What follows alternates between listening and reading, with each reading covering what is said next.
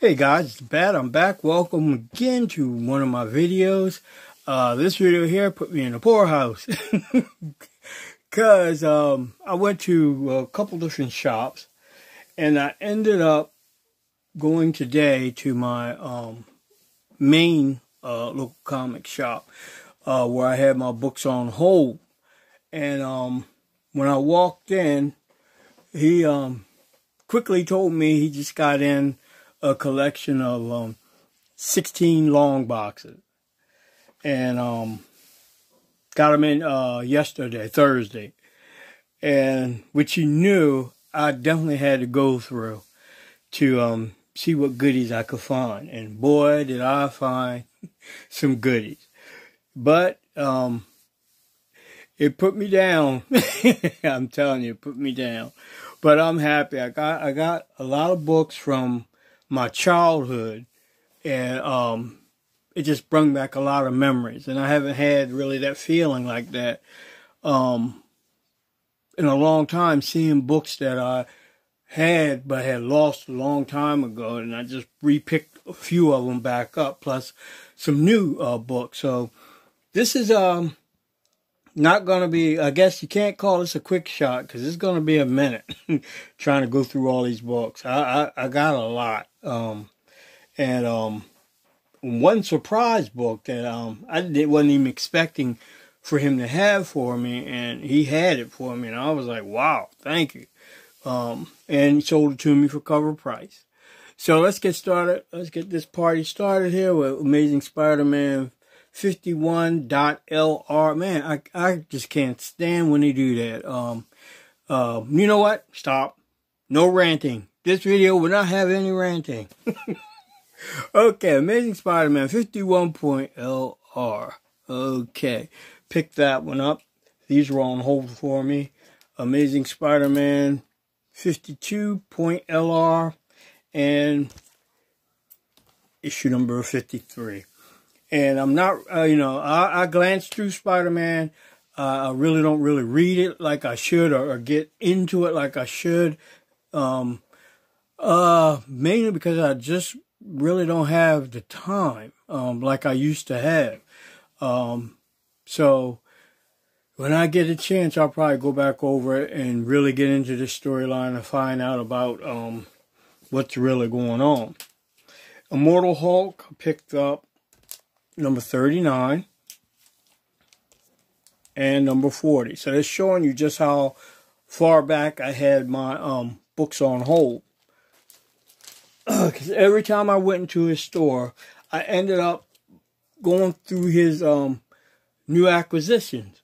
And I would have to put my regular books on hold. But he was cool with it because, I always get my books out. So he wasn't upset about it at all. Now, this book got a funny story to it. Picked this one up today at my local comic shop. But one of the other comic shops I went to, as soon as I walked into the store, I have a list of books that I get from them too. All my comic book shops that I visit, I try to have, if I don't pick up one title or two titles in each one of them, I try to spread it around. So I went in there and to pick up my Batman Beyond and some other book. Detective. And these were on the shelf. He had like about 5 of them. And he was on the phone. So I wasn't really paying any attention to the Turtle books, actually. I'm aware of the Turtle books, but I'm not really into the Turtle books, but I buy them anyway, So next thing I know, he hung the phone up. He walked over to the comics. Now this was Thursday. The day after New Comic Book Day. He walked over to that and took all of them off the shelf. I just asked, I said, what's going on? My boss called, told me to take them all off the shelf. And it kind of struck me funny because it's only the day after New Comic Book Day. And I don't know if this book is being looked at or something special going on in it. I don't know. But it was awful. It just struck me funny, that he's never done nothing like that before, as far as I know, where he would take books the day after New Comic Book Day and just take them off the shelf. he normally, from what I understood, would keep them there for a week. Then the next week when the new books came in, if there were any left over, he would take them then. But I don't know. I guess, everybody's struggling a little bit with this thing with the COVID and not having the same traffic that he would normally have in the store. So, I mean, it just, I don't know, just kind of made me feel a certain way. Batman 103, I picked this one up with Ghostmaker versus Clown Hunter, and Harley's in it too. Some books are no-brainers that they're going to have some value to them in the long run. And Batman right now, I always pick up an extra copy or two of it, regardless, because of all these new characters, and they're interesting characters. They're not like dud characters, like Paste Pot Pete or something stupid, something else real stupid. These are characters that have some staying power, and I don't know. I just feel they're worthy of picking up an extra copy of. Teen Titans number 47. This is the final issue of that. Venom number 30. I picked that one up. I got the Phoenix variant for Captain America number 25. The second printing of Avengers number 36. Widowmakers, the variant cover for issue number 1. Got the B cover for Batman 103. And the B cover for Dark Knight's Death Metal number 5.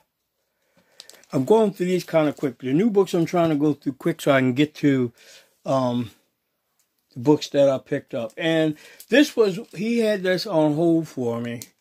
And I was like shocked, And, it really made me feel pretty good, because the fact that he thought that much of me to hold that for me. Even though I don't have in his store, I don't have the Turtles on my listing. So I was happy to get that, And another copy doesn't hurt. Move that out of the way. Then I found some B covers that I definitely wanted to pick up in the back issue bin. Freedom Fighters number 1. Beautiful cover. Justice League Odyssey number 4. Terry Dodson cover. And because Jessica Cruz is getting hot, so any B covers that I find of her, I am picking them up. Justice League Odyssey number 2 to B cover. I picked up 2 copies of that at cover price. Now, this is what I picked up today from my local comic book shop. He also had down in his basement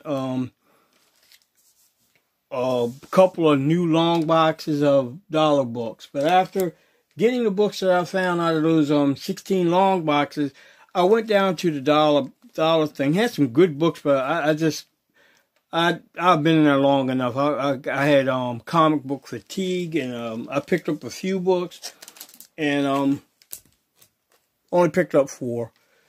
I can't remember which Mighty Morphin Power Rangers this is, but it's a foil variant. And I couldn't believe these were in the dollar bin. Walking Dead Deluxe, issue number 1. I picked up 2 of those. And I picked up this one. This one kind of intrigued me. Gekido, issue number 1. And that was it from the dollar bins. Now on to the books that I got from that collection. And most of these are Bronze Age books that I picked up. Might have a few silver, but just basically, these are in non-Mylar, because once I went and pulled them out of the plastic that they were normally in, I found out they had a lot of either ticks or something wrong with them. So I'm not going to waste a Mylar on a ticked up book. So I put it in just regular, the regular Is that polyethylene or polypropylene? I don't know, whichever one it is. But this is the first appearance of Dawn Star from Superboy and the Legion of Superheroes. Picked up this copy of World's Finest, issue number 250. You know how I am about centennial issues. I try to get them. I already have this, but I thought this was in better shape than what it was. I should have looked at it closely. You didn't even see where the staple is being pulled. Adventure Comics, 469 with Plastic Man and Starman. And this was the last of the bunch of the bad books. Adventure Comics 472 with Starman and Plastic Man again. Now, I picked this one up because of the story behind it. Destroyer Duck, issue number 2. This is Jack Kirby's baby. And at the time, I think he was going through something with Stan Lee. And they weren't seeing eye to eye. So he made a character in this book that was kind of like supposed to be Stan Lee. But the character, something happened to him and his spine ripped out from his body. So he was like a spineless man. So it was kind of like making reference to Stan Lee being spineless, you know. But, excuse me for 1 second, people. I have to turn the fan on. It's hot in here. I'm sweating. So I definitely had to pick that up.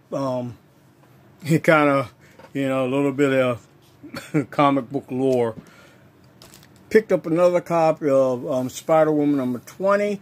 She seems to start picking up pace on her, and this is the first time her and Spider-Man meet. Picked up Iron Man 170, when James Rhodes becomes the new Iron Man. The Mighty Thor, issue number 366 with the Frog Thor. Thor number 226 with Galactus appearance. Happy to get that. Dracula number 58, a Blade appearance. These, boy, I was so happy to get these, and I mean, they're in, fantastic condition. These are the John Byrne Captain America run. He didn't have all of them. I'm quite sure somebody went through and picked out the more valuable ones, but I was happy with the ones that I got. Issue number 247 of Captain America. And they are direct editions. Same thing with this Captain America 248. This was a great run by John. You know, John Byrne was a wonder kid. To me, he was cut from the same cloth as Jack Kirby and Stan Lee. And I still stand to this day when I say he was an integral part of Marvel. Without John Byrne, you would have had a different type of Marvel. You wouldn't have the X-Men wouldn't have been as popular as they were. You know, every book he touched, his run on Fantastic Four was phenomenal. His run on Captain America was fantastic. His run on Namor, you know, he brought life to Namor, made Namor a book everybody was buying at the time. He just was hitting the right note with comic books, you know. And it's a shame because you don't know, you know, what is he doing now? I guess he's just retired and enjoying life. I don't know. Captain America 249. Captain America 251. Captain America 253. Woo, got you. Oh boy, you're not going to fall on me. 253. Straighten that up a little bit, get that glare off of it. Best I can. I found a Superboy issue 174, the giant G83 in immaculate condition. It's got a little spine stress at the two staples, but other than that, the book is great. Green Lantern, the second appearance of the Omega Men, great George Perez cover. Showcase presents OSS Spies at War. This is the last issue of Showcase, you know, and like my main man, Key Comics Market Watch says, you know, all those last issues are low print runs, you know, because at the time when the last issue of a book, it's then petered out and a lot of people just don't pick it up. Definitely had to get that. And if you haven't subbed to Key Comics Market Watch, you should. I mean, he's got a phenomenal video site. He always cracks me up. You know, he's a good guy. He's close to me. I mean, as far as in the vicinity, we haven't crossed any paths yet. But who knows? You just don't know. But like I said, man, he's got a great channel. Very informative, and you should check him out. Now, this is Charlton Bullseye. This is another copy of this that I picked up with, I think, the first appearance of Thunder Bunny. Oh, let me over grab some more books. Told you I got a lot of books. Batman Family Giant. Picked up another copy of that, issue number 9. Adventure Comics, number 477. I love these Adventure Comics. I remember when I was a kid, I used to get, well, I think at this time I was getting close to teenager. Well, I was a teen, whichever. Issue number 476, with Aquaman, Starman, and Plastic Man. Adventure Comics 473.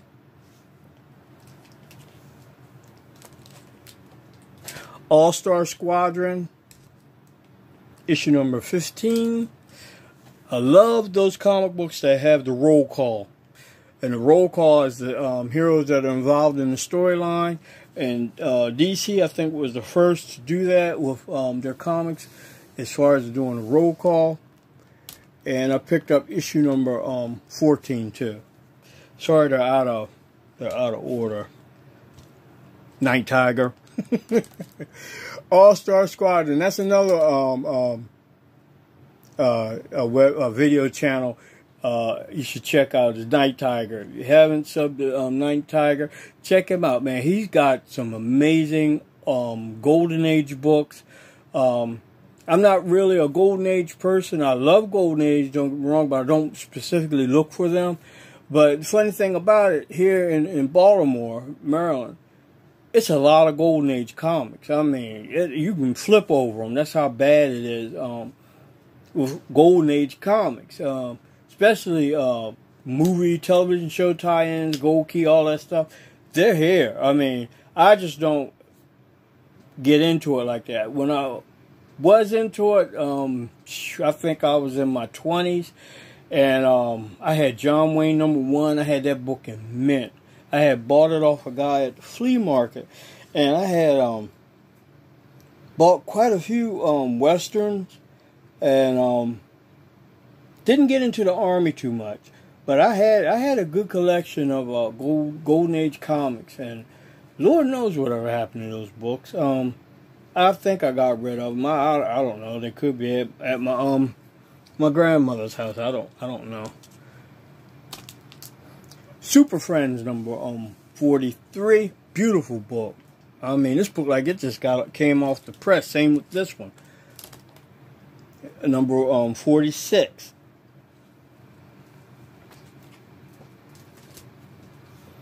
Superboy, starring the Legion of Superheroes. Issue number 216, the first appearance of Tyrock. Dude right here. He's kind of like the black version of Banshee in the X-Men. This book I always get if I see it cheap. This is a great book, great story when Darkseid had took over the Legion of Superheroes. Keith Giffen did the art. I think he did the story too. Great story. Issue number 294 of Legion of Superheroes. World's Finest. This was more of a cover buy because I like The Phantom Stranger. And this is just a great looking cover. World's Finest, issue number 249. World's Finest, issue number 283 with the composite Superman. I don't know why they call it the composite Superman, not composite Batman, or the composite Super Batman, or whatever. Superman Family, issue number 165. I collect those 100-page giants when they're in really good shape. I definitely got to get them. And this was one of them that I picked up. Hold on, keep reaching. Got some more coming. Superman Family, 166. Phantom Stranger, number 36. These books, man, I'm telling you, man, they were in great shape. And this one does have a little bit of spine ticks on the very, very edge of it. Phantom Stranger, 37. Tell you what, Jim Aparo, to me, was a master. You know, funny thing about it, just like with Jack Kirby, when I was younger, I wasn't really into him. Or Joe Kubert, wasn't into him. It took... that when I got older to really appreciate the magnificence of their art. That's hard for me to talk. Strange Adventures, issue 242. So, looks like a Carmen Infantino cover. Beautiful book. Strange Adventures, number 243. And this is the final issue of Strange Adventures number 244.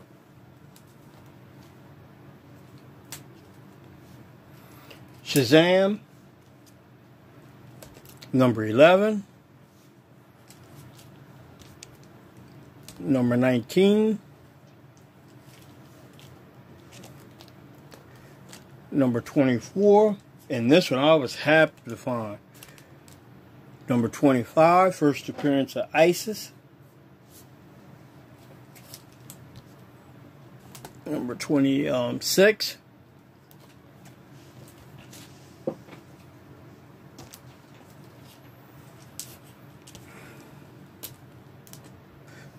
Number 27. Number 29. Oh boy. These were in such great shape, I just couldn't pass them up. Number 30.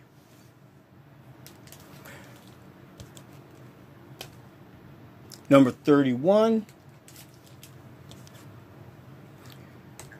Number 32. This one has a little issues with spine ticks. And number 33.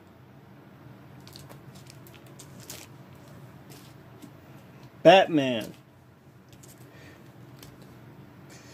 number 287 with Penguin appearance. Number 291. 292, Riddler appearance. 294 with Joker appearance. Coming down to the end, people.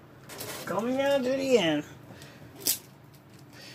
Glad to get this back in my collection. Batman issue number 300. The last Batman story. The last Batman on Earth 2.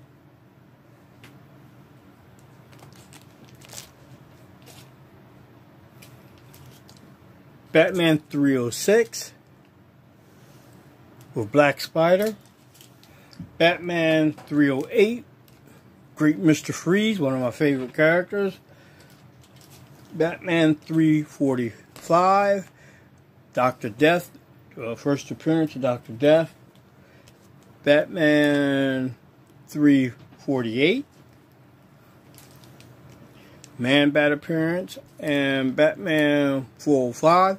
David Mazzucchelli, I don't want to mess his name up. Mazzucchelli, great artist.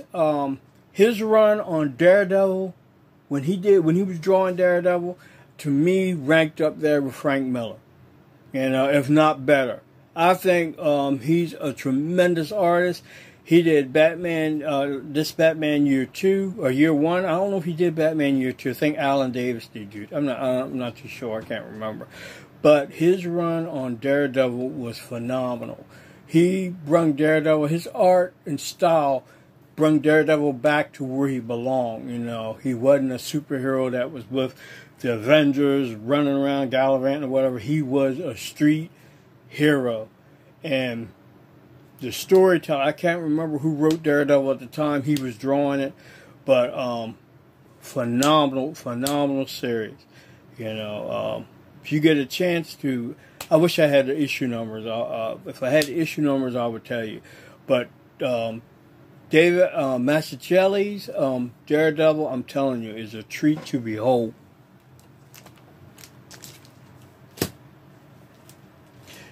Justice League of America. Glad to get this one. 137. Superman versus Shazam. JLA issue number 200. Super Team Family issue number 14.